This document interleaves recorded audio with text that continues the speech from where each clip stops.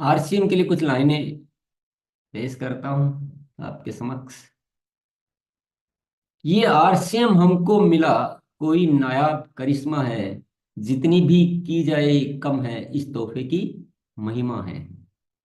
परमात्मा ने खुद आकर जैसे हमें जगाया है, अपनी झोली में से हमको कितना प्यार लुटाया है। एक दिव्य शक्ति का दिव्य प्रसाद साफ दिखाई देता है। मन की वीणा का मधुर गीत साफ सुनाई देता है। ऐसे लगता जैसे हमारे कोई फरिश्ता साथ चल रहा, ऐसे लगता जैसे कोई हम पर दिव्य अमृत की बरसात कर रहा। और जब हम इसको ईश्वरीय कार्य मानेंगे तो हमें इसकी दिव्य आभा दिखाई देगी। और उसका परिणाम क्या आएगा? उसका परिणाम आएगा पवित्रता आएगी।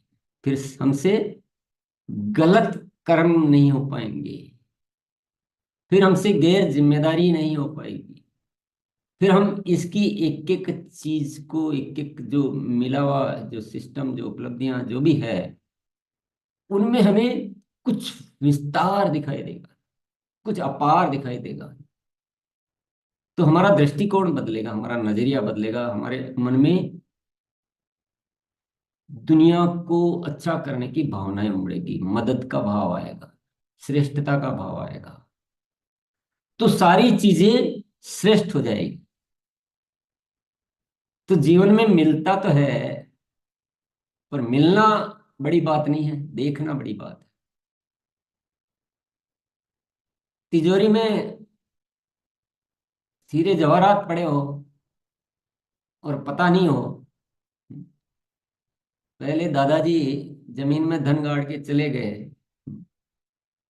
और पता ही नहीं चला, तो उस धन का क्या महत्व है? उसके बेटे आए, जीवन गुजारा, फिर चले गए, धन वहीं का वहीं रह गया। फिर पोते आए, धन वहीं का वहीं रह गया। फिर चलो मकान पुराना हो गया तो बेच के निकल गए दूसरे शहर में, अच्छा घर ले लिया और पता ही नहीं चला। फिर बाद में जिसने खरीदा था उसने वहां नया बनाने के लिए पुराने को गिराया, और जब उसको नीचे खुदाई की तो उसमें धन निकला। धन निकला तो जिनको मिला था उनका हो गया, और जो बेचने वालों को पता लगा तो माथा पकड़ के बैठ गए। जो अब तक सब कुछ ठीक ठाक था, अब तक कोई अफसोस नहीं था, उनको खुशी थी, उनके पास धन संपत्ति पैसा सब कुछ कमा रहे थे, सब ठीक था। लेकिन जैसे ही पता चला कि अरे हम तो उस घर को बेच दिया जिसमें, तो इसी तरह से जीवन है ये। आपके पास अनमोल खजाना है पर दिख नहीं रहा है ना, देख नहीं रहे, तो वो हमारे लिए कुछ व्यर्थ। तो जो साथी देख लेते हैं कि आरसीएम ईश्वरीय कार्य है, उनका अलग रूप होता है। और जो समझते हैं कि ये भी कोई ऐसा ही कार्य है जैसा दुनिया में होते हैं, उनका अलग नजरिया होता है, उनका अलग रूप होता है। क्या उनको भी उतना ही मिल जाएगा जिनको दिव्य दिख रहा है? तो सबसे पहला सबक आज का क्या है? आरसीएम को ईश्वरीय कार्य मानना है। मान सकते हैं? मान सकते हैं या महसूस कर सकते हैं? महसूस करना बहुत जरूरी है। क्योंकि माना तो शब्दों से, किसी के कहने से, किसी के कहने से मानने से मानना नहीं है। एहसास होना चाहिए कि आरसीएम ईश्वरीय कार्य है। दूसरा सबक आज का क्या है? कि हमें अपने जीवन में ऐसे जीना है कि हर पल ईश्वर हमारे साथ। पहला सबक क्या था आज का? कि आरसीएम ईश्वरीय कार्य है, ये किसी व्यक्ति विशेष का, व्यक्तियों द्वारा या हमारे जैसे इंसानों से संपन्न किया जाने वाला कार्य नहीं, ये ईश्वरीय कार्य है। हमारे ऊपर तो जिम्मेदारी। दूसरा सबक क्या है? ऐसे जीना कि जैसे ईश्वर हमेशा हमारे साथ है। ये ज्ञान की बातें नहीं है दोस्तों, ये ज्ञान प्राप्त करने के लिए पात्रता की बातें हैं। जीवन के सारे समाधान अपने आप आपके पास आएंगे, आकर्षित हो जाएंगे सारे। ये वो पात्रता हासिल करने की बातें। और ये सारी बातें, ये सब कुछ कब होगा? कब हम ईश्वरीय कार्य मान पाएंगे आरसीएम को, और कब हम ऐसे जी पाएंगे जैसे हमें एहसास बना रहेगा कि हर पल ईश्वर हमारे साथ है। इसके लिए कंडीशन है कि आप होश पूर्वक जीना सीखें। होश तो रहना चाहिए ना। अगर होश ही गायब है तो याद थोड़ी रहेगा, भूल जाएंगे। तो होश पूर्वक जीना है। ये तीसरा सबक आज का। 3 सबक हो गए। अब जैसे होश की उपस्थिति है, और होश ये कह रहा है कि हर पल मुझे ऐसा जीना है कि ईश्वर मेरे साथ है और अवश्यम ईश्वरीय कार्य है, तो होश आपको आवाज लगाएगा कि जैसे तू जी रहा है उसमें तो बहुत बदलाव करने पड़ेंगे। सब कुछ बदलना है। सोच बदलनी है, आदतें बदलनी है, विचार बदलने हैं।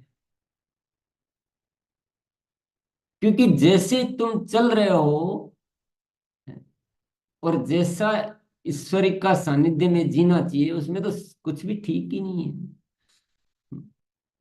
मन में ऐसे ख्याल क्यों आ रहे हैं तुम्हारे कि वो अच्छा है वो बुरा है? बुरे विचार क्यों आ रहे हैं? गुस्सा क्यों आ रहा है? कमजोरी क्यों आ रही है? कितना बदलाव, तो बदलने की प्रेरणा मिलेगी। और बदलेंगे तो सुधरेंगे, बिगड़ेंगे थोड़ी। और सुधरेंगे तो सफलता आएगी। तो नेक्स्ट सबक क्या हुआ? बदलाव। बदलाव बहुत जरूरी है। पैकेज है ये, देखो ये सारी चीजें इंटरलिंक है। अब इसमें से क्या कम करें? कुछ कम नहीं कर सकते। एक कम करोगे बाकी का इम्बेलेंस हो जाएगा, संतुलन। कि आप समझ रहे हैं कि आरसीएम ईश्वरीय कार्य है और मुझे ऐसे जीना है कि ईश्वर हर पल मेरे साथ है, लेकिन होश नहीं है। तो होश नहीं है तो क्या किताबी ज्ञान हो गया हो? वो केवल बोलने की बात होगी, उसका जीवन में कोई लाभ नहीं होएगा। अब चलो,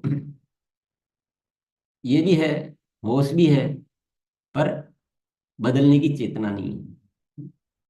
तो याद तो आ रहा है कि नहीं मैं गलत कर रहा हूँ, ये ऐसे करना चाहिए, याद आ रहा है ऐसे होना चाहिए, ऐसे सोच होनी चाहिए, मेरी सबके प्रति प्रेम होना चाहिए, सब कुछ अच्छा ही दिखाई देना चाहिए, हर समय वो होना चाहिए। होश तो आ रहा है, चेतना तो आ रही, लेकिन बदल नहीं रहे हैं। तो बदलेंगे नहीं तो कुछ बात आएगी क्या?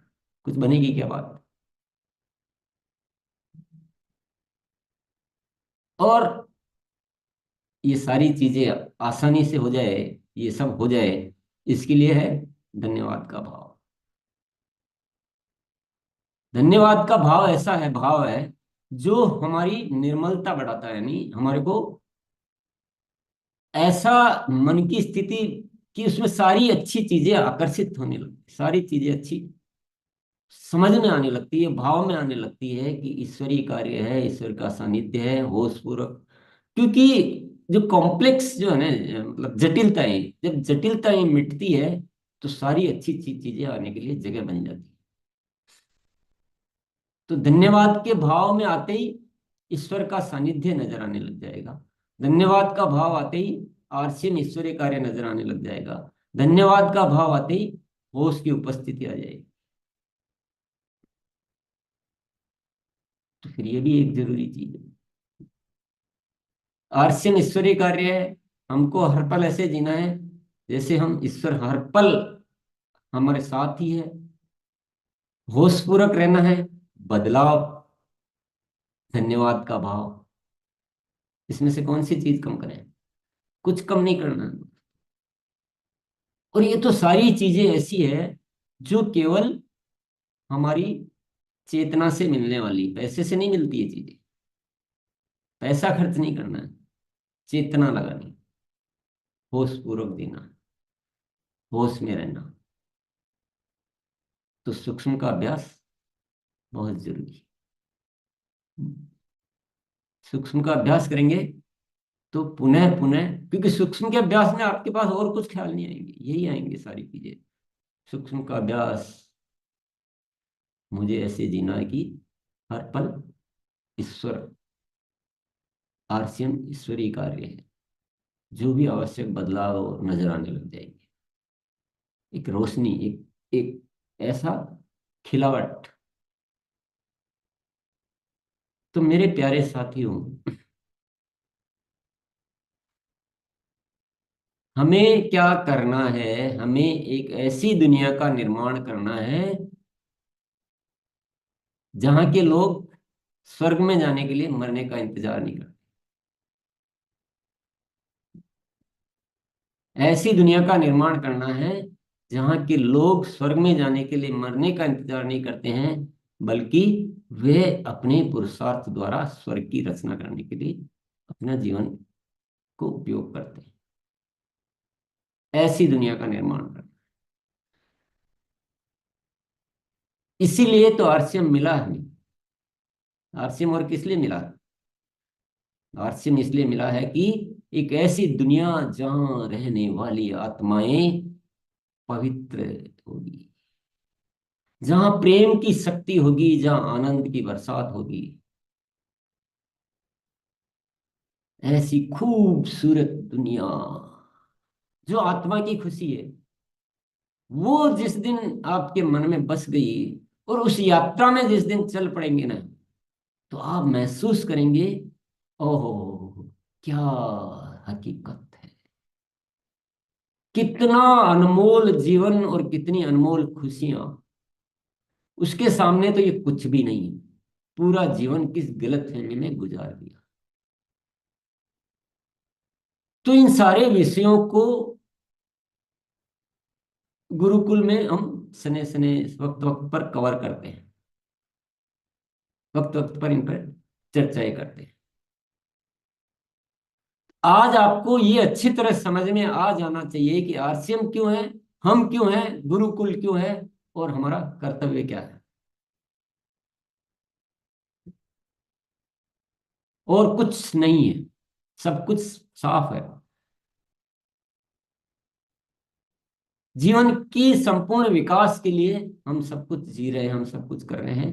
और मैं आप सभी को बहुत बहुत शुक्रिया अदा करना चाहूंगा कि आपके माध्यम से वो चीजें घटित हो पा रही है जो थोड़ी दूर महसूस हो रही थी।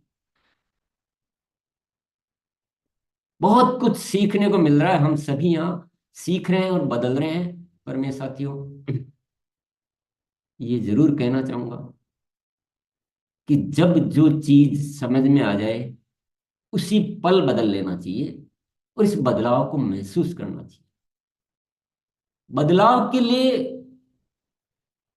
किसी बड़ी घटना का इंतजार नहीं करना है कि कुछ बहुत बड़ा कुछ होगा तब हम बदलेंगे। नहीं, बदलाव के लिए छोटा सा इशारा भी मिल जाता है तो बदल लेना चाहिए।